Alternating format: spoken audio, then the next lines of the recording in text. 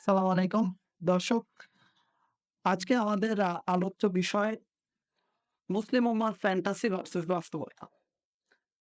আমরা আসলে আলোচনা করার চেষ্টা করব যে মুসলিম উম্মা এখন যে বিভিন্ন কাল্পনিক জগতে ডুবে আছে, এর রুট কজ কি? এবং কারো থেকে নিয়ে শুরু করে আমরা ইন্ডিয়াতে আমাদের শ্রদ্ধেয় বড় ভাই জাফিদুল বান্না উরফে মেহি ভাইয়ের কাছ থেকে জানার চেষ্টা করব। এবং আমরা এক পর্যায়ে বলতে পারেন আড্ডার মতো করে আলাপ আলোচনা করি। তো মেহি ভাই, আমি আপনার কাছে জানতে চাচ্ছি যে এই যে মুসলিম উম্মাহ, আজকে মুসলিম শুধু মুসলিম উম্মাহ না, পুরা পৃথিবীর মানুষ বলা চলে এক পর্যায়ে। অ্যা পুরা পৃথিবীতেই এখন যে অশান্তি, যুদ্ধ-বিগ্রহ, একটা ৩য় বিশ্বযুদ্ধের দ্বার প্রান্তে আমরা দাঁড়িয়ে। এই পর্যায়ে এসে মানুষ আসলে একটা শান্তির দূতের আশায় সবাই কেমন যেন আকাশপানে মুখ করে তাকিয়ে আছে। মানে এটা আসলে বাস্তবতার সাথে কতটা মিল এবং এইখান থেকে আসলে পরিত্রাণের উপায়টা কি হইতে পারে?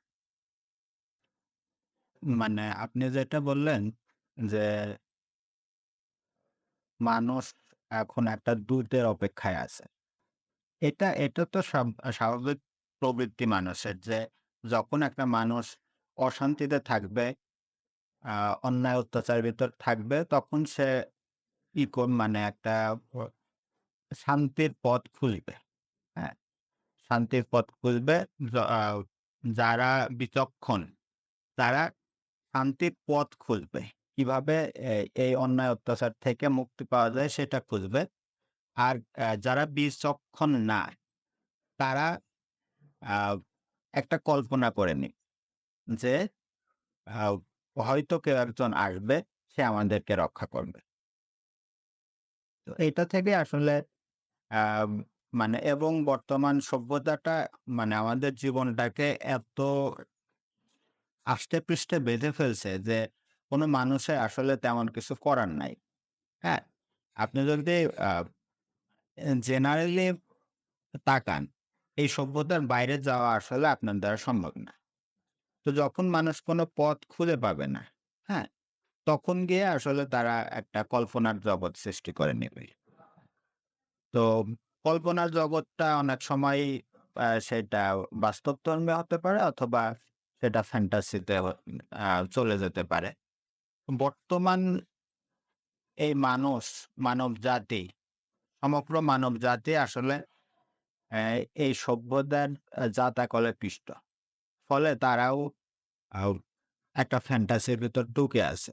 এবং এটা আ তারা তো ঢুকছেই, সাথে, সাথে আ যারা তাদেরকে চিন্তা করা শেখাবে, তারাও শিখাইতে পারতেছে না। কারণ তারাও হয়তো বা ফ্যান্টাসির ভিতরে আছে অথবা ইনটেনশনালি জনগণকে ফ্যান্টাসির ভিতরে রাখার জন্যে তারা কাজ করে যাচ্ছে।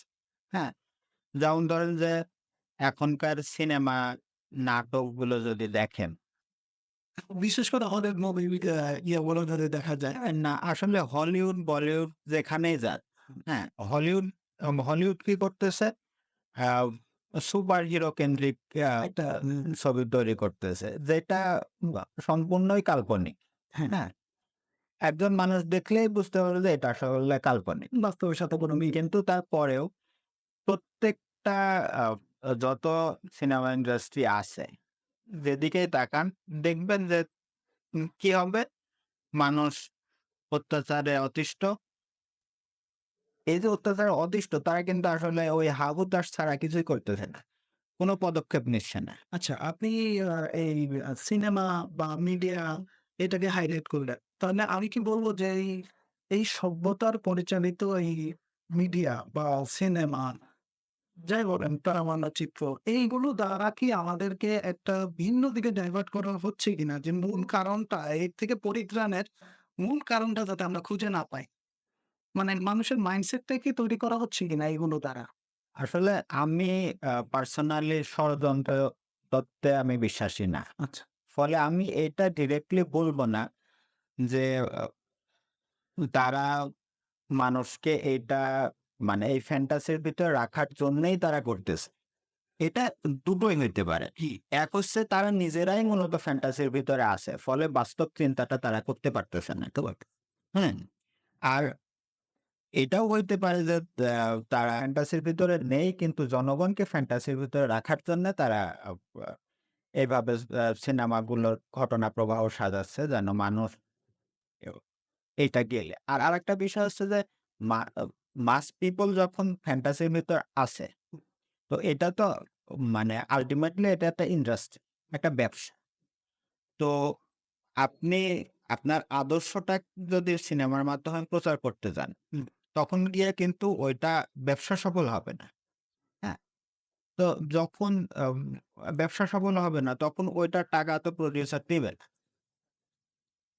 তো এই কারণেও হইতে পারে যে তারা ওই আদর্শ প্রচারের জন্যে অন্যায় অত্যাচার থেকে মুক্তির অ্যাকচুয়াল যে পথটা, সেই পথটা আ আসলে তুলে না ধরে যেটা মানুষ আসলে চাচ্ছে, হুম? যেটা মানুষ অন্তরে বিশ্বাস করে, ওই টাইপের একটা ঘটনা প্রবাহ তারা সাজাচ্ছে যেন মানুষ এটা দেখে। হ্যাঁ, যেমন আমি এখানে ইনক্লুড করতে চাই। যেমন মানুষ সবসময় ওই ধরনের চলচ্চিত্রগুলো দেখতে চায় বা প্লেজার পায়, যেই চিত্রগুলো নিয়ে সে কল্পনা করে। হ্যাঁ, যে তখনই সে তার কল্পনার সাথে যখন তার চরিত্র বা ওই চলচ্চিত্রের চরিত্র মিলাইতে পারে, তখন সে একটা প্লেজার পায় বা বলে যে ছবিটা হিট ছিল, হ্যাঁ, মুভিটা হিট ছিল এরকম হ্যাঁ, টাইপের কিছু। হ্যাঁ, এটাই। আ দেখেন আমি যেটা বলতেছিলাম যে আ এই সিনেমাগুলোতে মানুষ আসলে তারা যেটা বিশ্বাস করে, ওইটা তাদের মন মগজে আরো গেঁথে যাচ্ছে। যে কেউ একজন আসবেন, কেউ একজন আসবেন আমাদের মুক্তির দূত হয়ে।